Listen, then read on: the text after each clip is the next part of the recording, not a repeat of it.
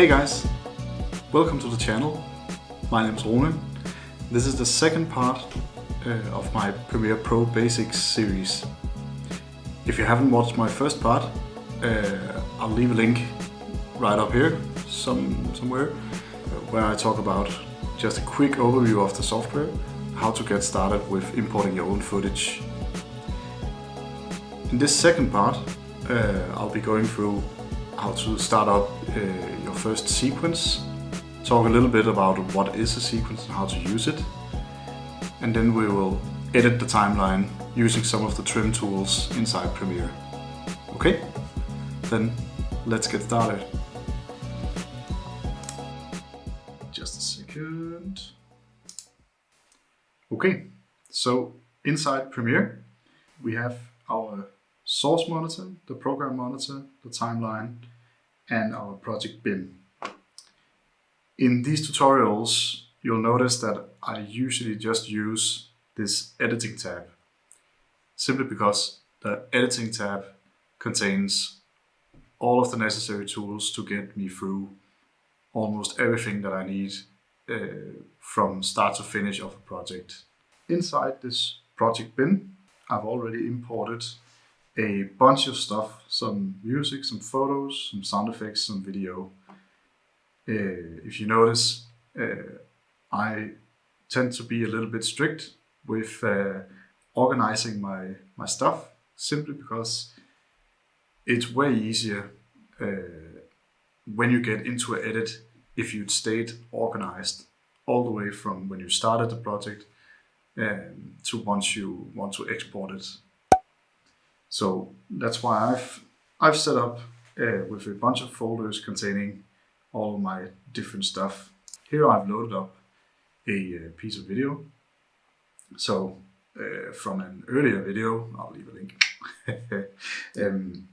But in the clip I walk back and forth because I've taped this shot a couple of times. When I want to start my timeline, one of the ways that I can do it is that I can simply just click and drag this piece of video from the source monitor into my timeline.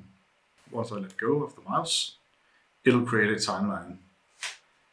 If you noticed, it's called the same thing as the piece of video which I just dragged in, simply because it has created a sequence with the same properties as the raw footage that I incorporated. This is probably the easiest way to get started. Another way to create a sequence would be to hit this icon down here called New Item, hit the sequence, and in here it gets a bit more scary because there are a bunch of different setups for sequences. And it doesn't make sense to go through them. But you could also just go under the camera that fits your purpose. For my purpose, it's a digital SLR, 1080p, and a 25-second frame rate. So if I call it something like new sequence and hit OK, then it'll create a new sequence with those parameters, and it automatically opened it.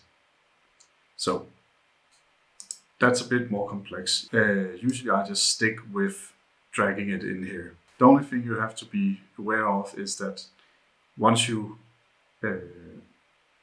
create a sequence using those parameters of the raw material, then you just need to be aware that you're not mix and matching different types of raw material. For instance, a drone with 4K footage and a SLR with full HD. So that's just something to bear in mind. Now that I've clicked and dragged my piece of footage in here, I can open up another piece of footage. It doesn't need to make sense here. Now I'm just showing it as an example.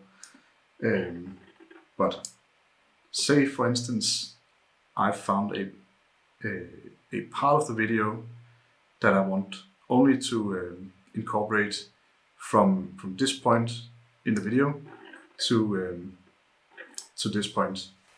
Then you need to insert in and out points. Now an in point would be where the edit starts, and the out point being where the edit ends, or where the raw footage ends. So here, down here, there's a button. It says mark in. If I hit that, now I can see it has created a in point. So none of this will be dragged into my timeline if I were to drag this down to my timeline. And I'll go through the clip, say for instance here, and then I'll hit my out point there. So now if I click and drag that part and let it go, now you can see that only this part has been incorporated into my timeline. Now before I go on, I want to also tell you about these shortcut keys. So if I hold my mouse over here, now you can see it says mark in, and inside two parentheses it says I. And those shortcut keys will save you a bunch of time. So if I hit the letter I on my keyboard, it'll put in an in point. And if I go over here, and here it says mark out O. So if I hit O on my keyboard, it'll create an out point. So, and now I can drag it into my timeline. I'll just delete this because I already have one of those clips. So, lastly, I just want to incorporate one more clip. So I'll find some suitable place. So here, that might be interesting. And then I'll go through my clip here and say, wow, this looks interesting. Nothing really happens here because they're rolling around very, very peacefully. So I'll hit the O as out on my keyboard. Then I'll left click in my source monitor and drag it down to my timeline and let go. And now it's placed in my timeline. So if I go here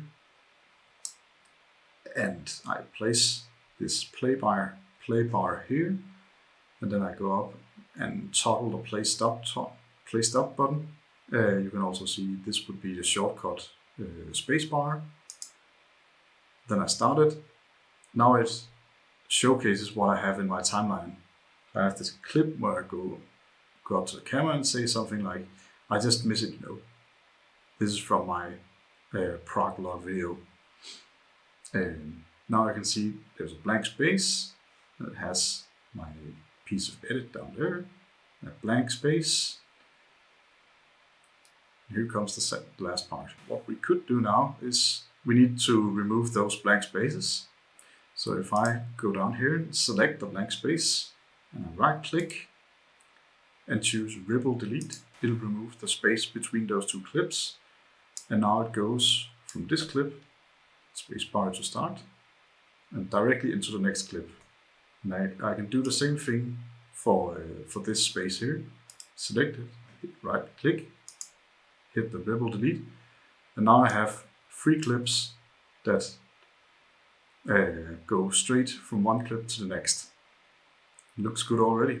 The first clip, if you remember, I didn't put any in and out points. I just dragged the whole clip inside my timeline.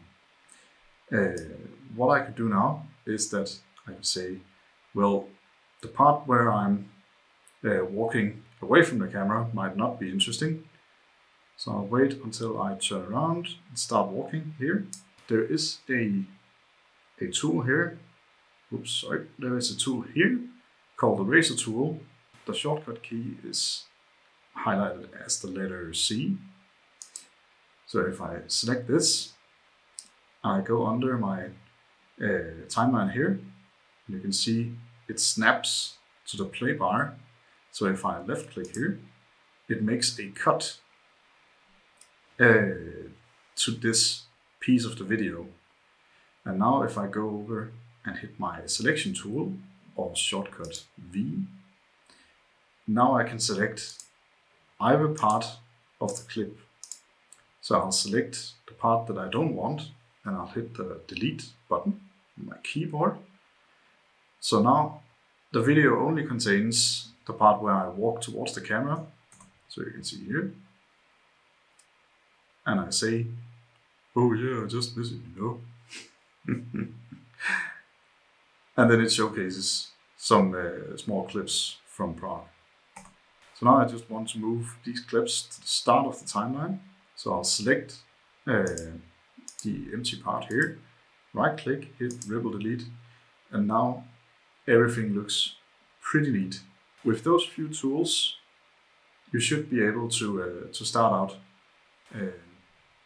out clipping and editing your own video.